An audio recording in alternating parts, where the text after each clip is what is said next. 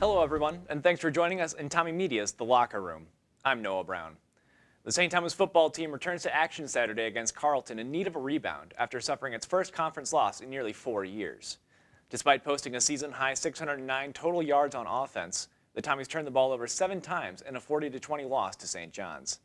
Halfback Josh Parks ran for a career-high 256 yards and 3 touchdowns against the Johnnies, and linebacker Matt Mitchell recorded 8 tackles and a blocked PAT in the loss. I'm joined this week by Coach Glenn Caruso, Josh Parks, and Matt Mitchell. Gentlemen, thanks for coming on today. Happy to be with you. So, Coach, it's hard for anybody to win with 7 turnovers. How do you fix that moving forward? Yeah, very difficult. And, we've been fortunate. It's only happened twice in our 140 games here, but both of those have resulted in losses. And it's tough enough to win and to play well and to get in a rhythm when you're not playing a very good football team and you have that many turnovers. And, look, we've been able to prove over the years that we're able to overcome a few, but that's just entirely too many. And there's a ton of work that has to be done, and we've been working on that all week. Right. And so, Josh, you had a career day against the Johnnies with the 256 yards and 3 touchdowns, but you also had a few costly turnovers. How do you balance those mistakes moving forward with the positives from the game? We just got to be better, especially it starts with me. A focal point of the offense. When someone asks you to, have that sort of role, you have to take that and you have to run with it. And that's something that I didn't do, but that's something that we will move forward and we'll be much better going in the future with that.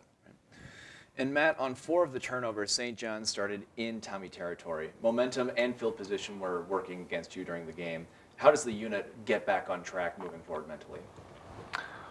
When we walk on the field and they might be in our territory, whether it be a turnover or whatever happened, we see that as an opportunity to show that we can stand up in times like those. And we love it. It's a challenge.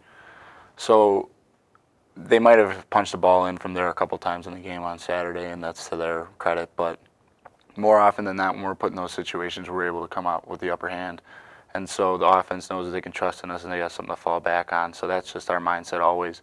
Even though St. John's was able to do it a couple times, that doesn't mean we can't do it time and time again, as we've done in the past and we plan to do in the future.